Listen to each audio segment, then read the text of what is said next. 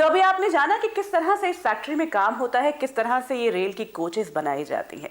और हमें यकीन है कि जब आप इन कोचेस को बनता हुआ देख रहे होंगे तो आपकी जो यात्रा की यादें हैं वो फिर ताज़ा हो गई होंगी। वैसे घूमना फिरना किसे अच्छा नहीं लगता।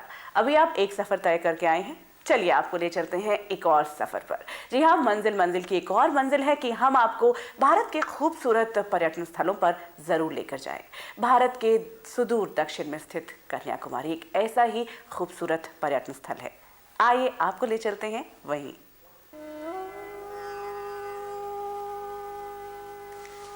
देश के मेनलैंड का अंतिम छोर है कन्याकुमारी।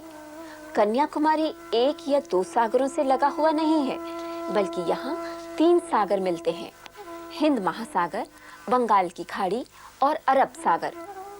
पूरी दुनिया में ये शायद विरला ही स्थान है जहाँ एक जगह बैठे आप सूर्य उदय और सूर्यास्त देख सकते हैं। वो भी कि सूर्य समुद्र से बाहर आता नजर आता है और शाम को समुद्र में डूब जाता है। हजारों की तादाद में लोग कन्याकुमारी में केवल सूर्योदय देखने आते हैं। इतना खूबसूरत नजारा केवल भाग्य वालों को ही नसीब होता है। 3 सागरों का ये संगम इतना पवित्र माना जाता है कि लोग यहाँ अपने पुरखों का पिंडदान करने आते हैं।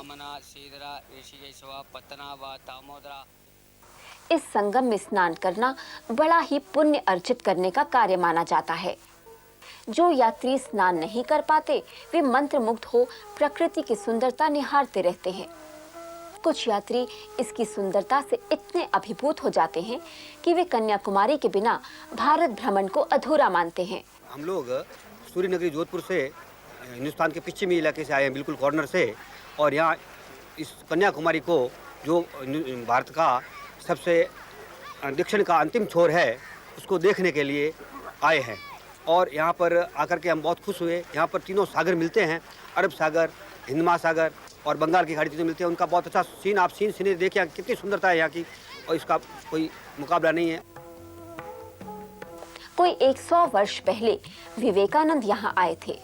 इस छोटे से द्वीप पर विवेकानंद तैरकर पहुंचे और काफी अरसा तक इस द्वीप पर उन्होंने तपस्या की। उनकी याद में यहाँ एक रॉक मेमोरियल निर्मित हुआ, जिसे देखने के लिए भारी संख्या में यात्रीगण यहाँ आते हैं। यात्रियों में केवल भारतीय ही नहीं बल्कि विदेशी पर्यटकों के लिए विवेकानंद रॉक मेमोरियल बड़े आकर्षण का केंद्र है। कन्याकुमारी का दौरा अधूरा रहेगा यदि आप यहाँ का सूर्यास्त न देख पाए। अभी आप एक सफर तय करके आए हैं, चलिए आपको ले चलते हैं एक और सफर पर। पंतनगर विश्वविद्यालय उत्तरांचल का ही नहीं पूरे भारत की शान है। यहाँ का खुशनुमा वातावरण शोध की गाथा कहता है। कृषि और इससे जुड़े विविध विषयों पर शोध कार्यों को प्राथमिकता देता ये विश्वविद्यालय अपनी अलग पहचान बना चुका है। अत्याधुनिक उपकरणों, नवीन पद्धतियों और वैज्ञानिक कुशलता का परिणाम ही इसकी सफलता रही है।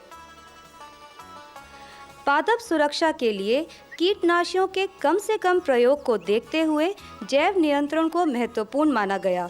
तभी तो पर्यावरण की दोस्त बनी है ये यूनिवर्सिटी। प्रयोगशाला में नई किस्मों के विकास को खास महत्व दिया गया है और सफलता पाई गई है। पुरुषों के कंधे से कंधा मिलाती आज की नारी को यहाँ महत्वपूर्ण आधार मिला है, और वो मिला है गृह विज्ञान के दम पर। गृह विज्ञान न केवल चौके चूल्हे तक सीमित है बल्कि इसमें रोजगार से जुड़ने की क्षमता भी है।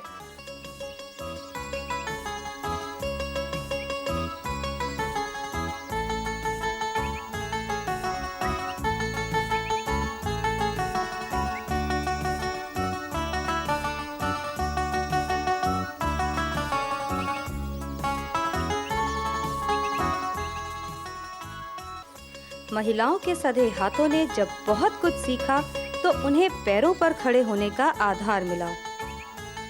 गृह विज्ञान को रोजगार परक बनाया गया। विश्वविद्यालय ने ऐसी शिक्षा दी जो व्यवसाय को भी आधार देती।